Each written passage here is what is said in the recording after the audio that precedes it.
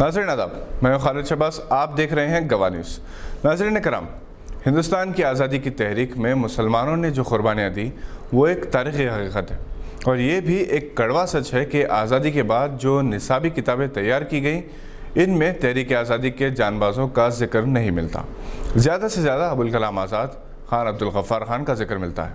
در حقیقت انگریزوں کی حکمرانی کے خلاف اور ہندوستان کو ان کی غلامی سے آزاد کروانے کی جدوجہد مسلمانوں نے ہی شروع کی تھی۔ اس کے لیے فتوے جاری کیے گئے، جس کے لیے لگ بھگ 50,000 علماء کرام کو انگریزوں نے پھانسی کی سزا دی۔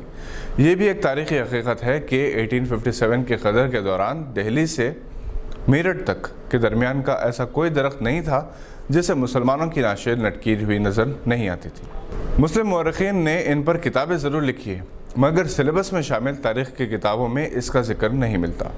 مسلم علماء کرام کو، جن میں مولانا محمود حسین دیوبندی، فضل حق خیرآبادی وغیرہ شامل ہیں، جنہیں کالے پانی کی سزا دی گئی، اور جو تشدد ان پر کیا گیا وہ آج کے دور میں ابو غریب، گوانتانامو بے یا بگرامتی کے ٹارچر سیلز میں عراقی، افغانی اور فلسطینی مظلومین کو دی جانے والی سزاؤں سے کم نہیں۔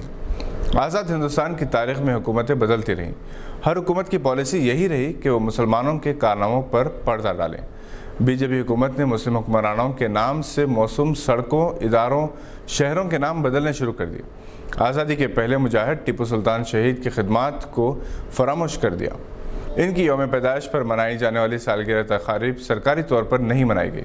نصاب میں شامل مسلم رہنماؤں سے متعلق مواد کو ہٹایا جا رہا ہے۔ اس کے خلاف مسلمان صرف احتجاج ہی کر سکتے ہیں۔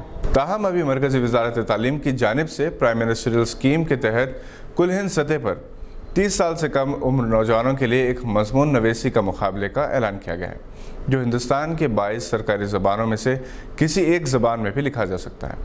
آخری تاریخ 31 جولائی ہے۔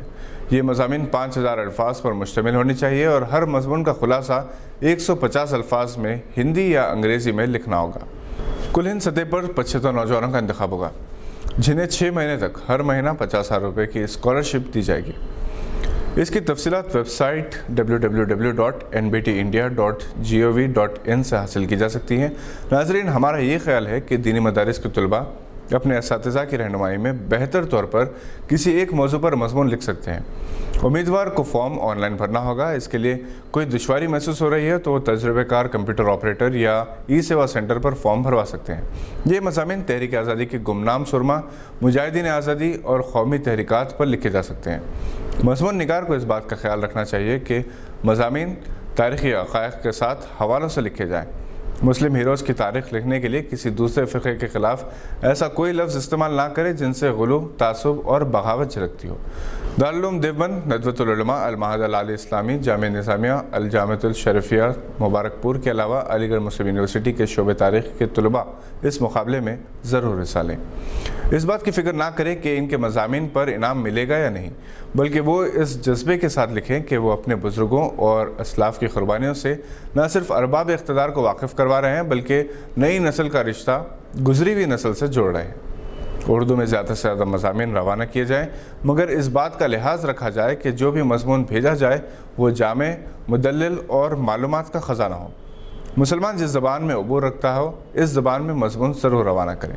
اگر حکومت کی جانب سے ایک موقع دیا گیا ہے تو اس سے فائدہ نہ اٹھانا سب سے بڑی بدبختی ہوگی۔ کووڈ سے سب سے زیادہ دینی مدارس متاثر ہوئے ہیں، چونکہ عصری مدارس کی طرح دینی مدارس طلباء سے فیس نہیں لیتے، اس لیے ان مدارس کے انتظامات مسلم معاشرے کے اصحاب خیر کے مالی تعاون سے ہوتے ہیں۔ یہ بات علماء کرام نے میڈیا پلس آڈیٹوریم میں منعقدہ ایک پریس کانفرنس میں بتائی۔ شاہی امام مسجد باغ احمد ڈاکٹر احسن بن محمد الحمومی نے میڈیا نمائندوں سے بات کرتے ہوئے بتایا کہ کورونا کے دور میں دینی مدارس کو درپیش مسائل اور چیلنجز، امکانات اور حل کے موضوع پر ایک سیمینار الجامعۃ الفاروقیہ کے زیر اہتمام 16 جولائی بعد نماز مغرب اردو مسکن خلوت میں منعقد ہوگا، جس کی صدارت مولانا مفتی خلیل احمد شیخ الجامعہ جامعہ نظامیہ کریں گے۔